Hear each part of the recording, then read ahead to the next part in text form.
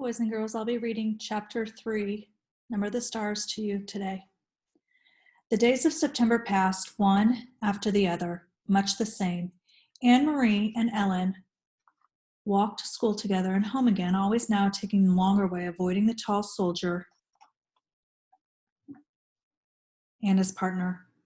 Kirsty dawdled just behind them, or scampered ahead, never out of their sight. The two mothers still had their coffee together. In the afternoons, they began to knit mittens as the days grew slightly shorter and the first leaves began to fall from the trees. Because another winter was coming, everyone remembered the last one. There was no fuel now for the homes and apartments in Copenhagen, and the winter nights were terribly cold. Like the other families in their building, the Johansons had opened the old chimney and installed a little stove to use for heat when they could find coal to burn. Mama used it too sometimes for cooking because electricity was rationed now. At night, they used candles for light. Sometimes Ellen's father, a teacher, complained in frustration because he couldn't see in the dim light to correct the students' papers. "Soon we'll have to add another blanket to your bed," Mama said one morning as she and Anne-Marie tidied the bedroom. "Kirsty and I are lucky to have each other for warmth in the winter," Anne-Marie said. "Poor Ellen, to have no sisters." "She will have to snuggle in with her Mama and Papa when it gets cold," Mama said, smiling. "I remember when Kirsty slept between you and Papa. She was supposed to stay in her crib, but in the middle of the night she would climb out and get in with you," Anne-Marie said, smoothing the pillows on the bed. And then she hesitated and glanced at her mother, fearful that she had said something wrong, and that thing would bring the pained look to her mother's face. The days when Kirsty slept with Mama in Papa's room were the days when Lise and Anne-Marie shared this bed. But Mama was laughing quietly. "I remember, too," she said. "Sometimes she would wet the bed in the middle of the night." "I did not," Kirsty said haughtily from the bedroom doorway. "I never, ever did that." Mama, still laughing quietly, knelt and kissed Kirsty on the cheek. "Time to leave for school, girls," she said. She began to button Kirsty's jacket. "Oh, dear," she said suddenly. "Look, this button has broken, and right in half. Anne-Marie, take Kirsty with you after school to the little shop where Mrs. Hirsch sells threads and buttons. See if you can just buy one to match the others on her jacket. I'll give you some kroner. It shouldn't cost very much." But after school, when the girls stopped at the shop, which had been there as long as Anne-Marie could remember, they found it closed. There was a new padlock on the door and a sign, but the sign was in German, and they couldn't read the words. "I wonder if Mrs. Hirsch is sick," Anne-Marie said as they walked away.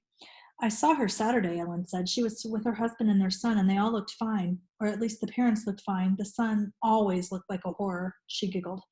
Anna-Marie made a face. The Hirsch family had lived in the neighborhood, so they had seen this boy Samuel often. He was a tall teenager with thick glasses, stooped shoulders, and unruly hair. He rode a bicycle to school, leaning forward and squinting, wrinkling his nose to nudge his glasses in place.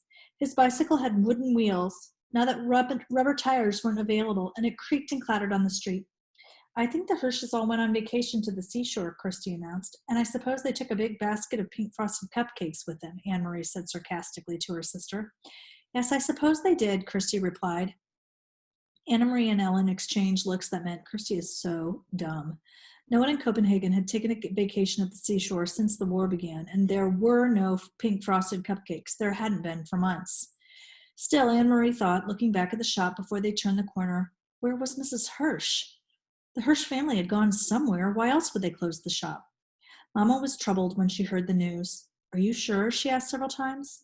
"We can find another button someplace," Anne-Marie reassured her, "or we could take it from the very bottom of the jacket and move it up. It won't show very much." But it didn't seem to be the jacket that worried Mama. "Are you sure the sign was in German?" she asked. "Maybe you didn't look carefully." "Mama, it had a swastika on it." Her mother turned away with a distracted look. "Anna-Marie, watch your sister for a few moments and begin to peel the potatoes for dinner. I'll be right back." "Where are you going?" Anne-Marie asked as her mother started for the door. "I want to talk to Mrs. Rosen." Puzzled, Anne-Marie watched her mother leave the apartment. She went to the kitchen and opened the door to the cupboard where the potatoes were kept. Every night now it seemed they had potatoes for dinner and very little else. Anna-Marie was almost asleep when there was a light knock on the bedroom door. Candlelight appeared as the door opened and her mother stepped in. "Are you asleep, Anna-Marie?" "No, why? Is something wrong?" "Nothing's wrong, but I'd like you to get up and come to the living room. Peter's here. Papa and I want to talk to you." Anna-Marie jumped out of bed and Kirsty grunted in her sleep. Peter? She hadn't seen him in a long time. There was something frightening about his being here at night. Copenhagen had a curfew and no citizens were allowed out after 8 o'clock. It was very dangerous, she knew, for Peter to visit at this time, but she was delighted that he was here. Though his visits were usually hurried, they almost seemed secret, somehow in a way she couldn't quite put her finger on it. Still, it was a treat to see Peter. It brought back memories of happier times, and her parents loved Peter too. They said he was like a son. Barefoot, she ran to the living room and into Peter's arms. He grinned, kissed her cheek, and ruffled her long hair. "You've grown taller since I saw you last," he told her. "You're all legs." Anne-Marie laughed. "I won the girls' foot race last Friday at school," she told him proudly. "Where have you been? We missed you." "My work takes me all over," Peter explained. "Look, I brought something for you. One for Kirsty, too." And he reached into his pocket and handed her two seashells. Anne-Marie put the smaller one on the table to save it for her sister. She held the other in her hands, turning it in the light, looking at the ridged, pearly surface. It was so like Peter to bring just the right gift. "For your mama and papa, I brought something more practical, 2 bottles of beer." Mama and Papa smiled and raised their glasses. Papa took a sip and wiped the foam from his upper lip, and then his face became more serious. "Anne-Marie," he said, "Peter tells us that the Germans have issued orders closing many stores run by Jews." "Jews?" Anne-Marie repeated. "Is Mrs. Hirsch Jewish? Is that why the button shop's closed? Why have they done that?"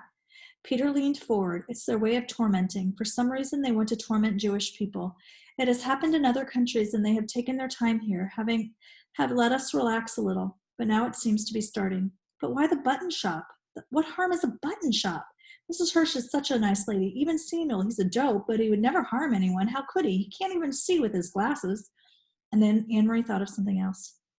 "If they can't sell buttons, how they earn a living? Friends will take care of them. That's what friends do." Anne-Marie nodded. Mama was right. Of course, friends and neighbors would go to the home of the Hirsch family, and they would take them fish and potatoes and bread and herb for making tea. Maybe Peter could even make them a beer. And then they would be comfortable until their shop was allowed to open again. And then suddenly she sat upright, and her eyes were wide. "Mama," she said, "Papa, the Rosens are Jewish too." Her parents nodded, and their faces were serious and drawn. "I talked to Sophie Rosen this afternoon after you told me about the button shop. She knows what is happening, but she doesn't think it will affect them." Anne-Marie thought and understood, and she relaxed. "Mr. Rosen doesn't have a shop, and he's a teacher, and they can't close a whole school." She looked at Peter with a question in her eyes. "Can they?" "I think the Rosens will be all right, but you keep an eye on your friend Ellen, and stay away from those soldiers. Your mother told me about what happened on Ostbrigade." Anne-Marie shrugged. She'd almost forgotten the incident. "It was nothing. They were only bored and looking for someone to talk to, I think." She turned to her father. "Papa, do you remember what you heard the boy say to the soldier? That all of Denmark would be the king's bodyguard?" Her father smiled. "I've never forgotten it," he said. "Well," Anne-Marie said slowly, "now I think that all of Denmark must be bodyguard for Jews as well." "So we shall," Papa replied. Peter stood. "I must go," he said. "And you, Longlegs, it's way past your bedtime now." He hugged Anne-Marie again, and later once more in her bed beside the warm cocoon of her sister. Anne-Marie remembered how her father had said 3 years before that he would die to protect the king, that her mother would too, and Anne-Marie, 7 years old, had announced proudly that she would. Now she was 10, with long legs and no more silly dreams of pink frosted cupcakes. And now she and all the Danes were to be bodyguards for Ellen and Ellen's parents and all of Denmark's Jews. Would she die to protect them, truly? Anne-Marie was honest enough to admit that there in the darkness to herself that she wasn't sure. For a moment she felt frightened, but she pulled the blanket up higher around her neck and relaxed. It was all imaginary anyway, not real. It was only in fairy tales that people were called upon to be brave, to die for one another, not in real life Denmark. Oh, there were the soldiers, that was true, and the courageous resistance leaders, who sometimes lost their lives, that was true too. But ordinary people like the Rosens and the Johansons? Anne-Marie admitted to herself, snuggling there in the quiet dark, that she was glad to be an ordinary person who would never be called upon for courage.